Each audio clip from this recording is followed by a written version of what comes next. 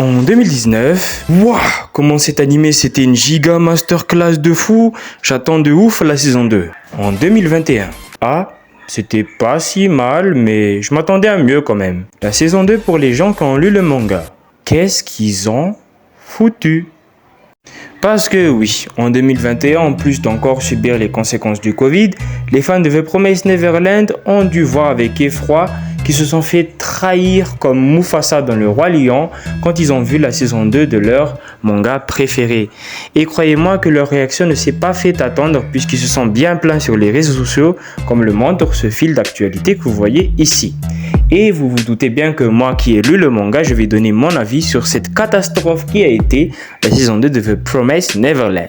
Comment je pense que cette saison 2 a été réalisée?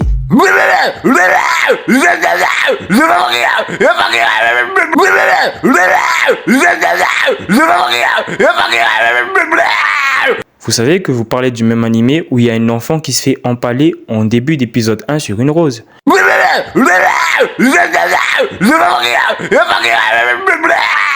Parce que oui, si vous étiez un animé only, je suis désolé, vous avez raté 40% de l'histoire.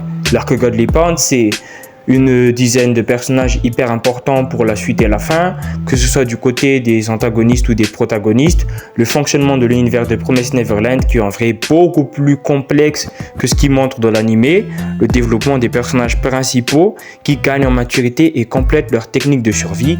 Bref, c'était un arc de transition pour passer de la partie à l'orphelinat à la partie dans le monde réel, contre les humains, contre le système de la société des monstres. Bref, c'était un passage important pour préparer l'arc final, la guerre à la fin du manga.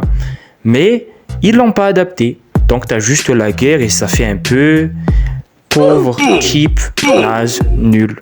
Sauf que forcément, cette partie de l'histoire avait un impact sur la fin. On a dû forcément modifier un peu pour que ça colle quand même.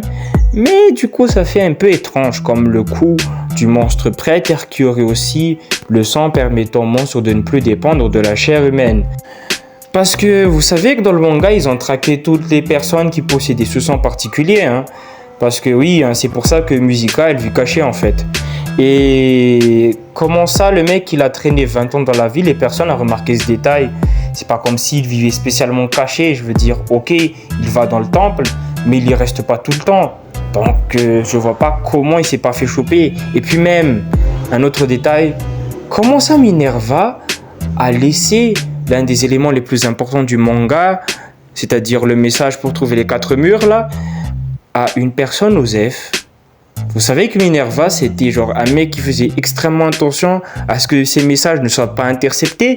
Donc je pense qu'il aurait facilement laissé ses messages dans les cachettes qu'il a fait pour les enfants, dont il s'est assuré que personne ne les trouverait, ou du moins pas avant très longtemps, ce qui est plus logique que de laisser à un mec Osef qui risque de se faire tuer.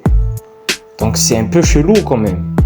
Bon, je vais devoir un peu spoiler pour celle-là, mais dans l'animé, Norman invente une drogue pour que les monstres s'entretuent. Jusque-là, il y a cette partie-là dans le manga. Mais dans l'anime, ils se contentent de le lâcher sur un village un peu osef. Alors que dans le manga, spoiler, tout ça, non seulement il l'a lâché sur la capitale, donc c'est pas n'importe quoi, et aussi, il s'est pas contenté de juste tuer les civils, il a littéralement détruit le système politique des monstres en montant un complot qui forcerait les aristocrates à se tuer entre eux pour pouvoir tuer la reine de ces démons. Certes, ça rendait Norman beaucoup plus horrible, mais c'était le but. C'était ça qui créait une confrontation avec Emma, l'une beaucoup plus pacifiste et raisonnable, et l'autre beaucoup trop radicale et violente. Et puis, même sans les changements, la saison 2, elle a un gros problème de rythme. Forcément, vu qu'elle a aucun arc qui lie ce passage entre enfants qui découvrent le monde à enfants indépendants qui vont mener une révolution contre les monstres, qui encore une fois devait être Godly Pound, ça fait très bizarre. Comment ne pas parler de cette fin? Cette fin qui était détestable, disons-le, plus détestable que la fin de l'anime Evangelion, alors que non seulement elle avait un sens, mais en plus, elle avait une meilleure excuse. Elle avait plus de pognon, elle, pour animer un vrai épisode. Alors que Promise Neverland, c'est juste un doigt d'honneur fait aux fans en fait, il n'y a pas d'autre mot. 2 images sur le diapo, dites-vous que c'était à peu près des chapitres dans le manga. Et c'était des trucs assez importants quand même dans le manga. Il y avait la promesse dans le diapo pour ceux qui savent. Oui, la promesse dans le manga a duré 1 seconde et demie dans l'animé, voire moins. Déjà que la fin du manga en elle-même, on peut la reprocher d'être un peu trop joyeuse comparée à ce qu'on attendait des impacts de la promesse dans le manga. Mais dans l'anime, c'est encore pire. Hein. Limite, ils n'ont rien sacrifié pour retourner dans le monde des humains. Ça n'a aucun sens. Comparé à ce qu'ils ont vécu dans le manga, c'est rien du tout. Et du coup, ça donne beaucoup moins ce sentiment d'accomplissement que j'ai retrouvé dans le manga. Dans l'anime, je n'ai rien ressenti. Et c'est assez problématique, vous voyez, parce que c'est censé être la victoire ultime des enfants et j'en ai rien à foutre. Et le fait que plus personne n'en parle, alors que la saison 1 avait fait un giga carton que les gens adoraient Promise Neverland, je pense réellement c'est à cause de cette saison 2. Parce que certes, le manga était critiqué, mais critiqué comme n'importe quel shonen populaire. C'est très rare d'avoir un shonen populaire qui n'a pas ces critiques récurrentes. Que ce soit Naruto, Hunter x Hunter, Dragon Ball, ils sont un peu critiqués quand même. Donc c'est un peu normal que Promise Neverland ait aussi son lot de critiques. Mais malheureusement, le rôle de l'anime qui est de promouvoir le manga n'a pas suivi quand la saison 2 était aussi moyenne, nulle comme vous voulez.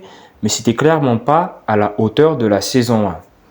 Voilà, c'était mon avis sur pourquoi Promise Neverland est tombé dans l'oubli.